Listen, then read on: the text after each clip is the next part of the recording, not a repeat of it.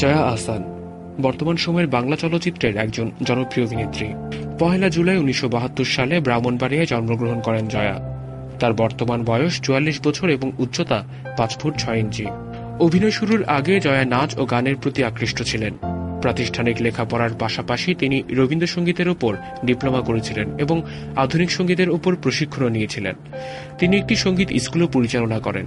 ব্যক্তিগত ও পারিবারিক জীবনে তিনি মডেল ফয়সাল আহসানের সহধর্মিণী। ২০১১ সালে ফয়সালের সাথে তার বিবাহ বিচ্ছেদ ঘটে। জয়ার চলচ্চিত্র অভিষেক হয় ২০০৪ সালে মুস্তফা সরোয়ার ফারুকের ব্যাচেলর চলচ্চিত্রের মাধ্যমে। পরে দীর্ঘ ৬ বছর পর নুরুল আলম আতিক পরিচালিত ডুবসাঁতার চলচ্চিত্রে অভিনয় করেন। ২০১১ সালে তানিম নূর পরিচালিত ফিরে এসো বেহুলা এবং নাসিরউদ্দিন ইউসুফ পরিচালিত গেরিলা চলচ্চিত্রে অভিনয় করেন জয়া। গেরিলায় বিলকিস বানু চরিত্রে অভিনয় করে তিনি ২০১২ সালে অনুষ্ঠিত ঢাকা আন্তর্জাতিক চলচ্চিত্র উৎসবে জুরিদের বিচারে শ্রেষ্ঠ অভিনেত্রীর পুরস্কার অর্জন করেন। একই বছর প্রদত্ত মেরিল প্রথম আলো পুরস্কারে সমালোচকদের বিচারে শ্রেষ্ঠ নারী চলচ্চিত্র অভিনয় শিল্পী হিসেবে পুরস্কার অর্জন করেন। ২০১৩ সালে প্রদত্ত জাতীয় চলচ্চিত্র পুরস্কারে শ্রেষ্ঠ অভিনেত্রী বিভাগে পুরস্কার অর্জন করেন। গেরিলা চলচ্চিত্রের সাফল্যের পর থেকে তিনি নিয়মিত বাংলাদেশ ও ভারতের কলকাতার চলচ্চিত্রে কাজ শুরু করেন। ২০১২ সালে রেদওয়ান রানী পরিচালিত চোরাবালিতে একজন সাংবাদিকের চরিত্রে অভিনয় করেন জয়া। এতে তার বিপরীতে অভিনয় করেন কলকাতার ইন্দ্রনীল সেনগুপ্ত। এই চলচ্চিত্রে অভিনয়ের জন্য ২০১৩ সালে প্রদত্ত মেরিল প্রথম আলো পুরস্কারে তারকা জরিপে শ্রেষ্ঠ নারী চলচ্চিত্র অভিনয়শিল্পী বিভাগে পুরস্কার অর্জন করেন। এছাড়া তিনি টানা দ্বিতীয়বারের মতো শ্রেষ্ঠ অভিনেত্রী হিসেবে জাতীয় চলচ্চিত্র পুরস্কার লাভ করেন। জয়া আহসান ২০১৩ সালে কান চলচ্চিত্র উৎসব থেকে নিমন্ত্রণ পান। এই বছর তিনি অভিনয় করেন কলকাতার অরিন্দম শীল পরিচালিত আবর্ত ছায়াছবিতে। এতে তার বিপরীতে অভিনয় করেন আবির চ্যাটার্জি। এই চলচ্চিত্র অভিনয়ের জন্য তিনি ফিল্মফেয়ার অ্যাওয়ার্ডস ইস্টে শ্রেষ্ঠ নবীন অভিনেত্রী হিসেবে মনোনয়ন পান। একই বছর বাংলাদেশের শাফিউদ্দিন শাফি পরিচালিত রোমান্টিক ছায়াছবি পূর্ণদৈর্ঘ্য প্রেম কাহিনীতে অভিনয় করেন তিনি। এতে প্রথমবারের মতো তার বিপরীতে অভিনয় করেন শাকিব খান। ছায়াছবিটি ঈদুল আজহায় মুক্তি পায় এবং ব্যবসা সফল হয়।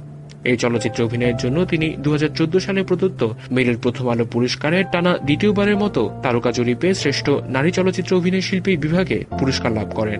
২০১৪ সালে মারুফ হাসান পরিচালিত পার্লের ঠেকা চলচ্চিত্রে অভিনয় করেন, কিন্তু চলচ্চিত্রটি এখনও মুক্তি পায়নি। ২০১৫ সালে অভিনয় করেন বাংলাদেশের অনিমেষ আইচ পরিচালিত সাইকো থ্রিলার 0 ডিগ্রিতে। এতে তার বিপরীতে অভিনয় করেন মাহফুজ আহমেদ। চলচ্চিত্রটি ব্যবসা সফল না হলেও জয়ার অভিনয় প্রশংসিত হয়। একই বছর কলকাতায় ইন্দ্রনীল রায় চৌধুরী পরিচালিত একটি বাঙালি ভূতের গল্প ও সৃজিত মুখার্জি পরিচালিত ১৯৪৭ সালে দেশ বিভাগ নিয়ে নির্মিত রাজা কাহিনীতে অভিনয় করেন জয়া। রাজা কাহিনী চলচ্চিত্রে যৌবনশ্রিত ও আপত্তিকর দৃশ্য অভিনয় করে তিনি সমালোচিত হয়েছেন।